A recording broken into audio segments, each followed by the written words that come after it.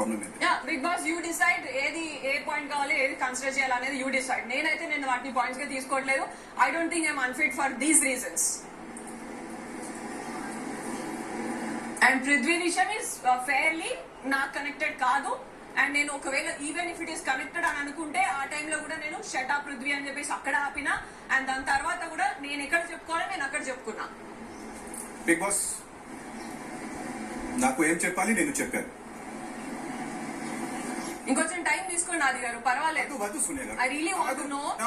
ఎట్లయినా మీరు వెళ్తారు కదా, ఎట్లయినా perfectly unfit for the house అని మీరే క్లియర్ గా తెలుసుకున్నారు. ఇక్కడనే మెచ్యూరిటీ, మీలో ఉన్న సెన్సిటివిటీ అన్ని నేను చెప్పాను మీకు.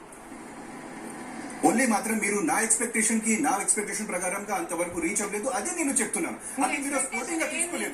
అది మీరు స్పోర్టింగ్ గా తీసుకోలేదు. ఏంది మీ ఎక్స్పెక్టేషన్ చెప్పండి కదా. అదే మీరు చెప్పండి కదా ఏం ఎక్స్పెక్టేషన్. అదే నేను ఆల్రెడీ చెప్పాను. మీరు ఒక సెన్సిటివ్ పర్సన్ చూశాను.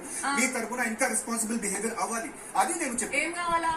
ఏం కావాలి? మిమ్మల్ని తీసుకుపోయి మెడికల్ రూమ్ లో కూర్చోబెట్టాలా? అది మీరు ఒక వేరే రేంజ్ కి వెళ్తున్నారు. ఏం కావాలా మీకు?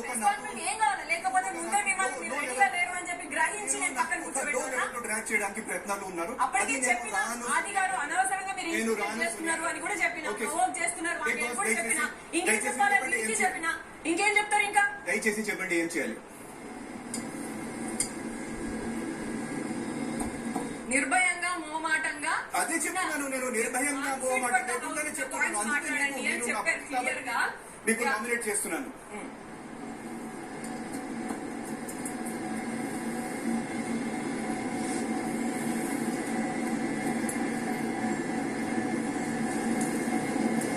ఆదిత్య, మీ పాయింట్స్ అని మీరు చెప్పేశారు. అవును సార్, అవును బిగ్ బాస్ గారు.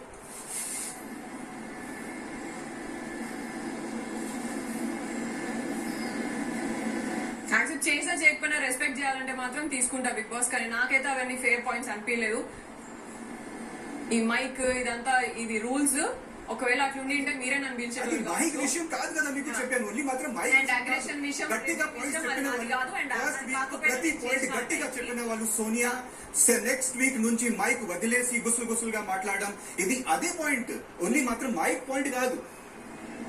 అదే నేను చెప్పినా కదా ఏ టైం అనేది అర్థం చేసుకోలేదు. మీరే చెప్పారు కదా ఆ టైం అర్థం చేసుకోలేరు.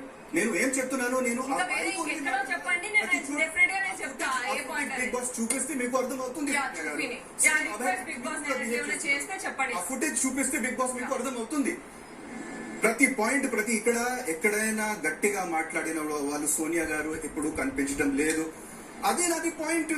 గట్టి ఎక్కడ మాట్లాడలేదు చెప్పండి. మీరు ఎక్కడ ఎక్స్పెక్ట్ చేశారు, నేను ఎక్కడ మాట్లాడలేదు చెప్పాలి కదా ఆది గారు. నేను అడిగేది అది. నాకు కూడా అర్థం కావాలి కదా మీరు పాయింట్స్. ఇట్లా వదిలేస్తే ఎట్లయితే పాయింట్స్ అన్ని అయిపోయినాయి సోనియా గారు. ఎక్కడ మాట్లాడలేదు